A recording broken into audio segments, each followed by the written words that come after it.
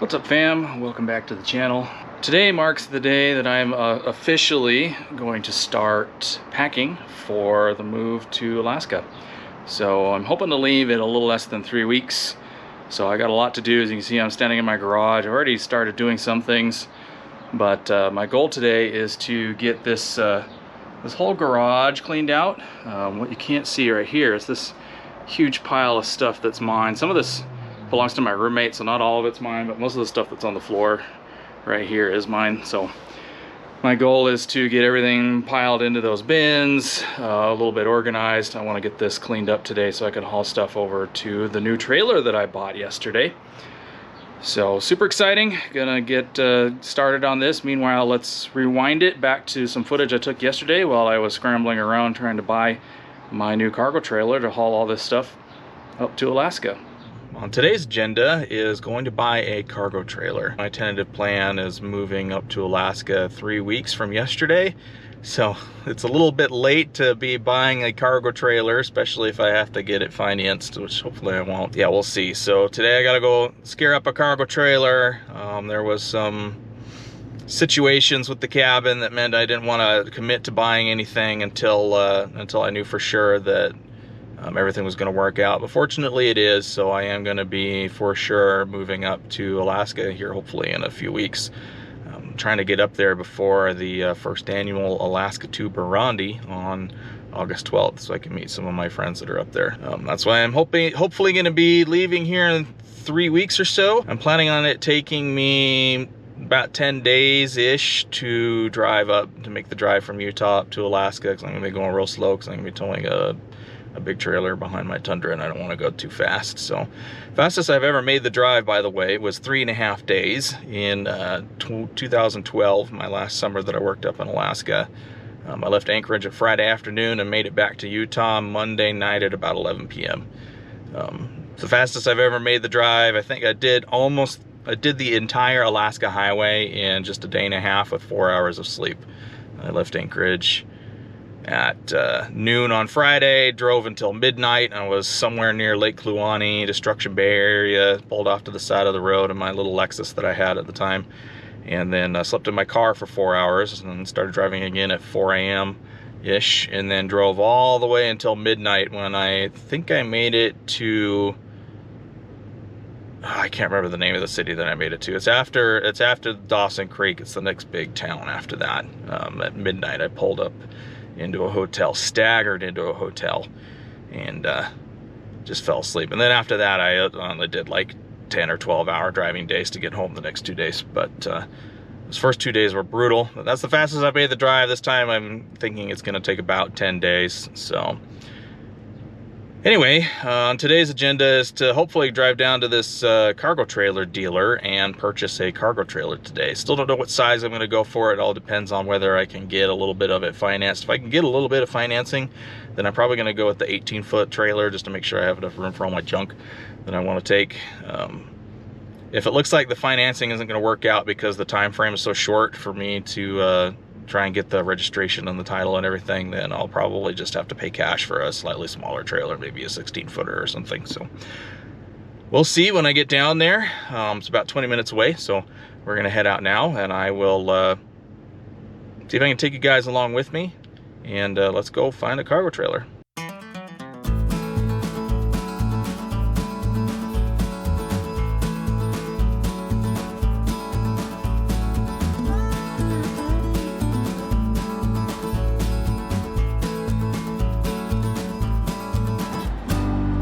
Well, fam, it's been an adventure so far. Found a trailer that I'm gonna buy. I'm gonna buy one with cash. It's a 7x16, so a little smaller than I was hoping for, but I don't want to deal with because the time frame is so short, I don't want to deal with financing or anything for a larger one. So unfortunately, it turns out that the bank that I use closes at noon instead of 2 p.m. like they used to, so I can't get the money for the trailer today. So yeah, I'm not going to be able to do as much today. I was hoping to get the trailer and actually start loading stuff in it if I could, but looks like I won't be able to pick it up till Monday. So that's a bummer. I'm going to head back to the trailer dealer now, though. get everything squared away so that hopefully Monday I can go pick up the trailer and start throwing stuff in it. So I'll check back in when I've got another update, but it's a little unfortunate. Didn't realize the bank was going to close 2 hours earlier than they used to, but it is what it is. All right, guys, we got it done regardless of the bank being closed today. I ended up just running the trailer through a credit card. It's fortunate. I had to put some charges on that card anyway in order to earn some bonuses, so it'll end up working out. I'll just pay the trailer off with the cash as soon as the charge goes through on the card. So it'll be a win-win for everyone. They even waived the credit card fee for the inconvenience. So Wasatch Trailer in Springville, Utah, it's a thumbs up from me. Great guys there. And I've got a trailer. Ended up going with a 7x16 just because I didn't want to deal with financing and having to worry about how to deal with financing and also registering it in Alaska when I get up there. So they gave me all the paperwork that I'll need to get across the Canadian border. So hopefully there will be no issues there. So yeah, now what I'm going to do is I'm going to tow it home, and there's actually a storage unit place just on the other side of the railroad tracks next to where I live that takes trailers. So I stopped by there this morning, and they said that they have room for me to park this trailer there for a few weeks. So I'm gonna head over there and get that set up, because I can't really park it on the street in front of my townhouse, and it won't really fit on the driveway. It might, but I don't want to leave it there all the time because that's technically against the HOA rules. So I'll probably just have it there when I'm loading it, and then yeah, store it at the storage unit place when I'm not using it. So, and by the way, HOAs, boo, I wish I could just leave my trailer parked on the driveway, but it's against their rules, so it is what it is. So yeah, let's get this trailer over to the storage unit place so I can get my parking spot for it set up. All right, fam, I've got the trailer parked in its temporary parking spot here at the storage unit place. It's been a minute since I've backed anything up, and since I've only owned this trailer for like an hour and a half now, I'm not used to backing this one up. So it was an adventure getting it in here, but I got it finally. I'd like to think I'm a better backer-upper person than that, but I'll get used to it. So anyway, just give you a quick glance at the trailer. It's nothing fancy, just a 7x16 basic cargo trailer. All right, here it is. Just your basic white 16 foot long, 7 foot wide cargo trailer. I did, because of my current living situation and how I'm gonna have to park this to pack it when it's over at the house, I did go for the door model versus one with a ramp. So may make it a little bit less desirable when I decide to flip it, but this is what I needed for my situation right now. So nothing fancy. I did get 2 spare tires for it, so they're not mounted anywhere. It's what you get when you're buying a cheap trailer, but so they're just sitting in here for now. But yeah, brandy new 7x16 basic cargo trailer. But one thing I do have to do is I bought some cool seaming locks to put on here that kind of would just, they're like big pucks that would just slide over this, but they don't work with these cheap door latches. So I'm gonna have to take those locks back and go buy some regular old padlocks, I think. So that's next on the list, is to go buy some padlocks so I can actually lock the trailer, you know, especially when it's got stuff in here. But yep, that's it. That's the trailer that's gonna haul all of my stuff up to Alaska. All right, while you guys are gone checking out the footage of me purchasing the trailer, actually got a lot done here at the house.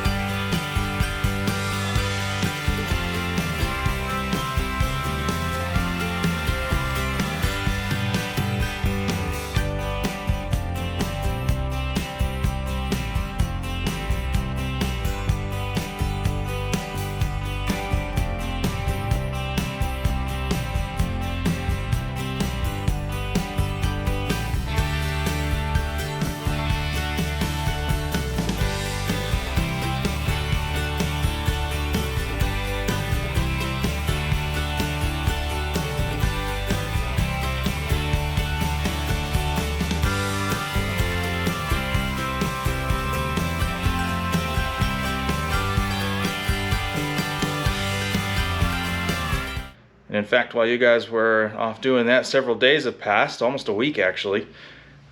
Took you guys a long time to look at that trailer for some reason. So let me show you kind of what the garage looks like right now. You can see that those shelves that I had there, I think I showed those. Those are all gone. All the camping stuff that I had piled up over here, I've already hauled over to the trailer. Got a little bit of my workbench over there packed up. I am going to be taking that with me, hopefully, because I built that thing and I kind of want to take it with me. Plus, there's a severe lack of usable counter space at the cabin, so I think having a workbench, even if I just use it as like a kitchen counter or something like that, will be super useful. So hopefully I'll be taking that with me. But today what we're going to do is I'm actually going to work on my truck a little bit. Need to change the oil. I've got a few things to install on it. We'll see how much I get done today, because I need to be doing more packing. And hopefully I will be leaving for Alaska here in a little less than 2 weeks from today. So let's get started on some of the truck projects, and I'll take you along and show you what I'm going to be up to today. All right, first thing I got to do is actually clean off some of the floor right here. I don't know if you can see, there's like some boxes, and there's a camping chair and 2x6 and stuff. I got to clean all that up because I can nose the truck in here, and the HOA frowns upon doing car work in the driveway, so I'm going to nose the truck in here to do the oil change with.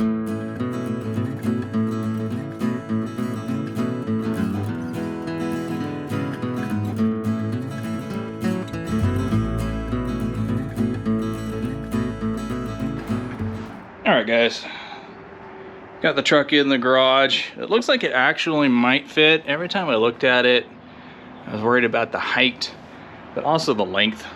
It's way too long to fit in here, but hey, at least I can pull it partway in here to change the oil. So first thing I had to do is remove the skid plate. That's always a huge pain because it's got these like little hook things on the sides, and I always forget which way they go. So oil change on this isn't too bad. I actually have what's called a Fumoto valve on the oil pan, which is just like a little levering valve, which makes draining it way easier. I can just use this hose here.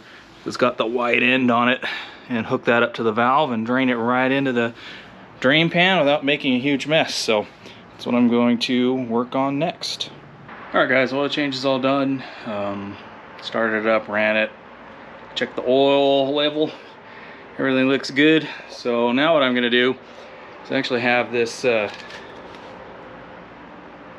cool LED light strip thing to install underneath the hood here. So you might not be able to tell from the video, but it's really dark under the hood, and there's a guy whose name is also Matt, proof of the name. He makes these underhood lighting kits for various vehicles, mostly Toyotas, but I think he makes them for others as well. But so yeah, what I'm going to do is, I've had this kit sitting around for a while, so I'm just going to go ahead and install it now. It goes in this area right here underneath the hood, and then you have to basically run it down there, zip tie it, run it along here, and then I'm going to hook it into my 12-volt fuse block that I have here. This is an aftermarket thing. And yeah, then there will be a switch, and I'll have some underhood lighting, so it'll be a little bit more bright when I'm working under the hood. The camera is compensating. Definitely very dark under there, so this will be a big help. And I've had this kit sitting around for a few months, so I don't want to have to worry about installing it in Alaska, so we'll just go ahead and install it today. All right, underhood light project so far for the Tundra. You can see got the LED strip going all the way across. Sorry for the bright light out there. It's dark in the garage and bright outside, but you can see I got the wire zip tied all down the hood there. I zip tied it to the hinge, and then it's actually zip tied to, got it zip tied to the side of the cowling there. And now I'm just trying to figure out where to run the switch. I had been hoping to use it in this hole right here, but the switch is too tall, or it's about the same height as this hood stop right here, so I don't think that's going to work, because I think the hood, as it rattles up and down, it's going to hit that switch. So Not sure what I'm going to do yet. I may end up drilling like a little hole right here and mounting it on the mounting plate here for my fuse block. So I'll let you guys know what I decide to do. All right, just got done with the underhood light wiring. So as before, I kind of ran it down there and along here. I've got it wired up into the fuse block now. You can see I decided to put my switch right here. So this is just an aluminum bracket, so I was able to drill through it pretty easily. And then got some waterproof connectors. I might dress that up with some wire loom at some point, but I'm not too concerned right now. Just runs positive into the switch and then out of the switch and then into the fuse block. Unfortunately, I do not have a 3 amp fuse that fits this fuse block on hand, so I'll have to pick one up. Yeah, I don't have a fuse, so can't test it right now, but I will certainly let you know how it works out. But that was the next project. I've got one more project to do, which is over here. If you can see, hiding behind all this stuff is a big steel skid plate, and then there's a second half of it down there. Those are catalytic converter protection plates for the Tundra.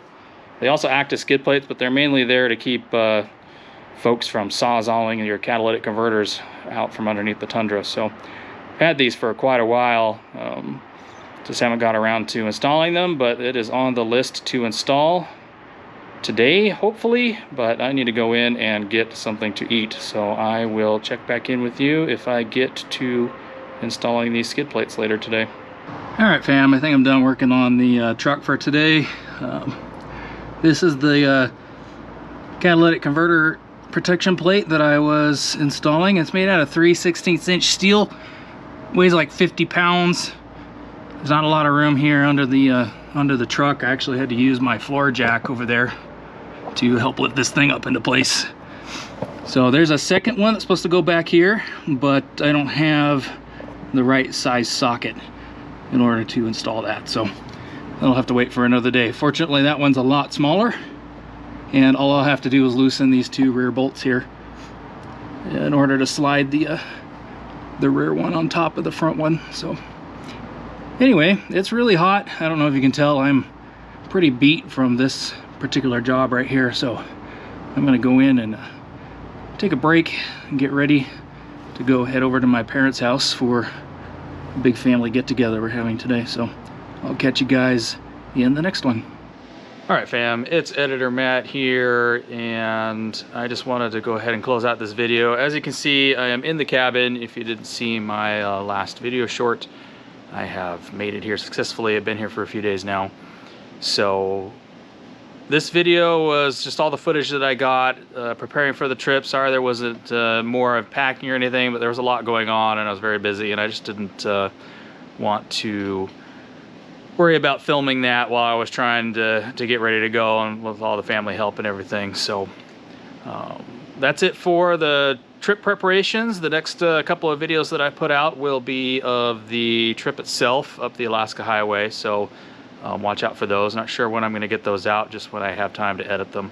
So thanks for watching. I appreciate everybody's interest and all the new subscribers and all the interaction and comments and everything. So appreciate it. If you like this video, please don't forget to like, share, and subscribe. Share it with your friends, and we will see you guys next time.